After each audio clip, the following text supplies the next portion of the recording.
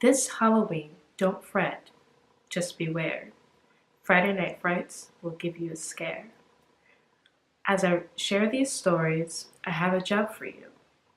I can separate what's real or fake. But do you know the truth?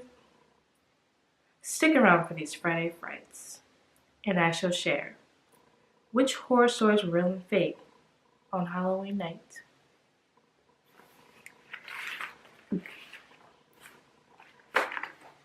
In German, it's called a doppelganger, a look-alike, literally a devil-goer. I stared at the boy in the news. Was it possible that he was a ghost? Or maybe I had officially gone insane. The night before my mom left me home by myself to do her night shift at the diner as usual. She hugged me, gave me a kiss goodnight, and rushed out the door. As I saw my mom's car pull off, I walked slowly up the stairs. The darkness engulfed me as my hands worked frantically to find the light switch. I paced a bit faster as I could not shake this eerie feeling that someone was behind me. Outside, lightning struck the sky and the pitter-patter of rain hit my windowsill. Inside, it was quiet. A little too quiet. I decided to call my best friend Veronica. "Hey girl," she immediately answered. As we were just getting immersed into our conversation about my crush, I heard a faint knock at my door. "Hold on," I told Veronica as I tried to listen a little harder. Surely it cannot be someone at my door. I mean, it's practically midnight. 12:42 a.m. to be exact. I tried to look out my bedroom window upstairs, but I couldn't see anything. I got up, raced to the closest light switch, and slowly walked down the stairs. Knock, knock, knock. The knocking was slowing down. Who could it be? Should I even open up the door? What if it's a murderer? My mind juggled millions of thoughts until I finally reached the peephole to see a little boy. Oh my God! I threw open the door.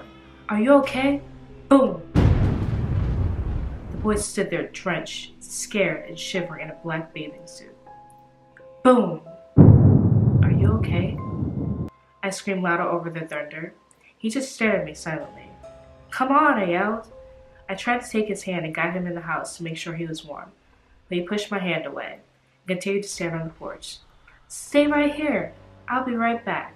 I rushed to the living room, closest to find living room closet to find a blanket to cover the little boy. Who was he?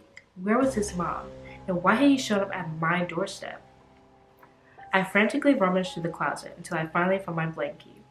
I ran back to the door to find nothing. The little boy had vanished as if he was never been there. I ran outside on the porch. I looked to my left. I looked to my right. And still, nothing. Okay, I was officially creeped out. I raced up the stairs like a track star, slammed my door shut, and hopped into my bed. I picked up the phone and told Veronica the whole story. She swore I was making it up. I had no time to argue with her. I was still trying to figure out if what I experienced was even real. I begged Veronica to stay on the phone with me that night till I could muster up the courage to fall asleep. When I woke up the next morning, I had already convinced myself that the events of last night were all a part of a terrible nightmare. The smell of pancakes illuminated throughout the air. Mom's home. I felt immediate comfort knowing I was no longer alone. My mother greeted me and she turned on the morning news. I asked her how her shift went. She responded, "Fine, as usual." When she asked me how my night had went, I didn't know how to respond. Before I could collect my thoughts, the latest news story flashed on the television. When the announcer finished talking, I stopped breathing. Last night, a little boy tried to swim in his backyard pool.